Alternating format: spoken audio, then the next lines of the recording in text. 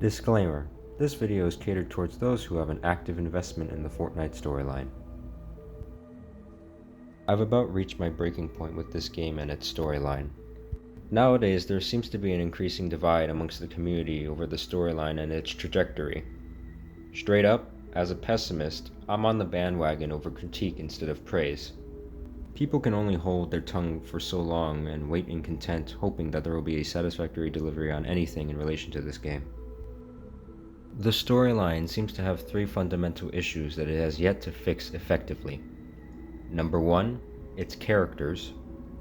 Number 2, the collaborations. And number 3, its structure and longevity. To start simply with the characters, when the heroes of this storyline and their backstory can be summed up into 2 sentences or a simple "I don't know," and the villains are seemingly dead, disappeared, or so underdeveloped that the only reason why they are recognized as the villains is because you are told they are, that does not make good for any narrative. Yet the writers of the storyline do this obsessively. To provide examples, let's take a look at each member of the 7, the heroes, and their backstories, meaning prior to Chapter 1. The Foundation, founder and leader of the 7, heavily studied the Zero Point and the Omniverse, and was trapped in the loop, which we can assume for every other member. The Visitor. Nothing. The Scientist. Nothing. The Paradigm, believed to have defected to the Imagined Order. The Origin, was the Cube King of the last reality and betrayed them after realizing their horrid actions of destroying whole realities. He was captured and tortured by the Imagined Order, but escaped and eventually joined the 7. The Imagined, sister to the Order, literally remembers nothing of her past. The Order, sister to the Imagined, also doesn't remember anything of her past. Are you hearing the problem? The fact that I can deadpan stare at each character's official Fortnite wiki article and only one of the members, the Origin, has a concrete backstory, and a shoddy one at that, is ridiculous. Mind you, we've been made aware of the 7's existence, not every member, but at least their existence, since Chapter 1 Season 10, which was almost 3 years ago. To go back even further, the Visitor was first introduced back in Chapter 1 Season 4, which was over 4 years ago, and he has had, let's see here, nothing developed about his character since then. Don't even get me started on the villains. Dr. Sloan, puppet leader of the Imagined Order and pawn to Geno, is now for all intents and purposes dead. The Cube Queen, ruler of the last reality, likely creator of the cubes, destroyer of countless other realities, was defeated by good old water. I'm not joking. Geno, the founder and true leader of the Imagined Order, the overarching antagonist, yet nothing else is known.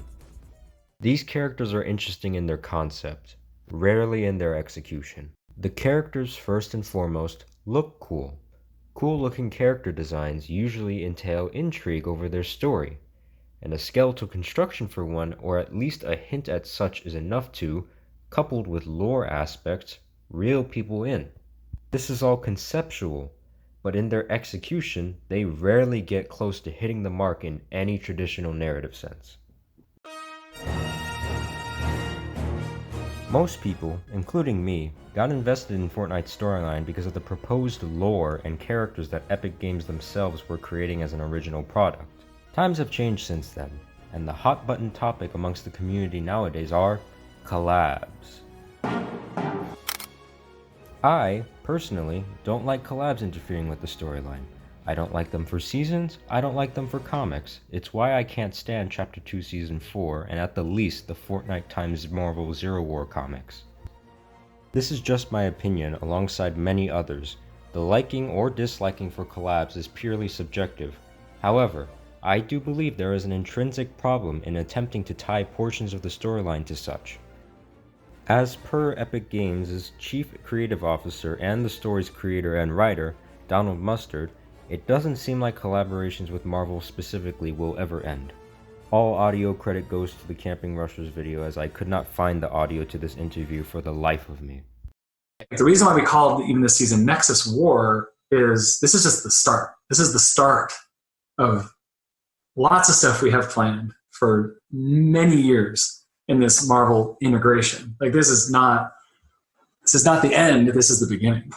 Even now we're plotting out kind of what are some of the big cool things that we're doing even into next year and the year after that. And so that's really it. Is I have so many favorite characters that's going to take years to get them all into this world. Years, huh? Look, Donald Mustard seems like a really sweet guy, but the way this storyline is being written is like one self-insert fan fiction. Picture this. You grew up really invested and inspired by the stories, in this case, comic books that you read, and instead of writing your own definitive story, rich and fleshed out, you instead create a bare-bones plot with bare-bones characters that you take and stuff with your favorite comic book characters that you grew up with and watch them interact. I no longer see the desire for the Fortnite storyline to be its own unique thing that can stand with other industry giants. Instead, it's constantly written to be every other franchise's If you like collaborations in the storyline, that's great. You don't have to go through nearly the same amount of torture as those who don't. But why should I care about the infantile Fortnite characters interacting with already pre-established characters from other franchises with decades of history? When I watch plot synopsis on the comics, all I'm reminded of is how the characters of Marvel and DC are so much more universally beloved and well known, and how much richer their stories are on their own. The Fortnite characters pale in comparison. They are unable to interact with the Marvel or DC characters in any other way than, "We need your help to solve our reality's problems because we are incapable of doing such." There is no capability of banter between the characters about their respective histories because Epic Games has not established anything. These characters are living in the worlds of Marvel and DC, not within their own. I like Marvel, but the last thing I want to do is escape to the world of Fortnite and just arrive at more Marvel. For this last segment, I go back fairly recently to a tweet thread made by Timeless Order, who I recommend you follow on Twitter if you want the storyline to make 10% more sense. Alright, listen here. Fortnite's story is fundamentally misunderstood by the community thanks to Epic's lack of action on it. They use a unique method of telling narratives which goes against what people are used to, also growing them as a business. They call it the Blue Ocean, as it's empty and unexplored. Epic is the only one telling stories the way they do, without competition, leading to a stale scene for those who appreciate the lore. If you love these characters, hold them tight. Tell your own stories. Because Epic won't do anything for you. It's unfortunate, but that's their point. They give you a lush landscape for you to live in, for your story to be told. These characters are your background. This island is your background. Make it your own, because Epic won't. I do agree with the majority of this thread. As unfortunate as reality is, Epic Games is a multi-billion-dollar company who could honestly give two craps about what anybody has to say in regards to their storyline. However, despite this truth, this does not absolve them from criticism even if it may fall on their deaf ears.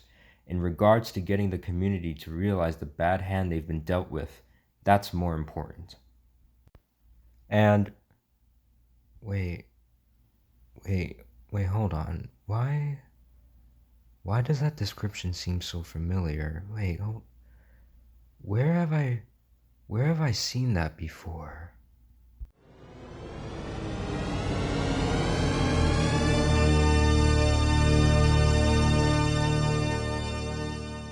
Oh yeah, that's just how Minecraft is structured.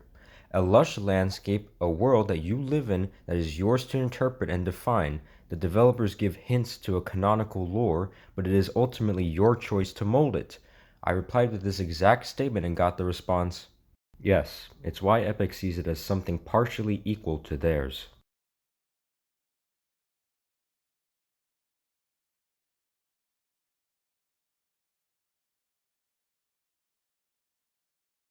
Thanks for the affirmation, Timeless. Love your work. Epic Games, the supposed pioneers of this type of storytelling, have stumbled constantly to do right by it. whereas Mojang, who've been doing this exact same thing for far longer, have done it far more efficiently, even to this day.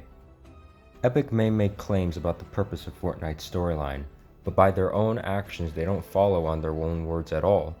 Their supposed blue ocean is not empty and unexplored when they've already structured a narrative and lore. It's hard to believe that we, the blank slate players, are at the center of consideration in the plot when there are established characters in the framework of protagonists and antagonists that we get invested in and want to see developed instead. Minecraft already does correctly what Fortnite is still trying to do: an unexplored world for you to discover, interpret, and create your own story, unbound with no named characters or concrete lore in sight. To build a story so memorable that even after it ends it remains in people's minds for years to come, and to build a story that continually progresses for years are two different beasts. Marvel, DC, have been able to maintain this longevity with new comics coming out to this day. Donald Mustard obviously aspires to do the same thing with Fortnite. However, this is done by matching the qualities of storytelling as those franchises do, not by just bending over to be integrated into their domains. Epic has consistently laid out the groundwork for their own juggernaut of a universe, but they keep shooting themselves in the foot every time. If the story, in its current state, is truly planned to not end for years, there needs to be some serious work done. I, and many others in the community, have been invested for something like 4 years at the max. But we are not willing to stay invested in something with a plot and structure so lazily constructed, with lore so inconsistent, contradictory, and the subject of other franchises, and with characters that have the depth of a raindrop splatter.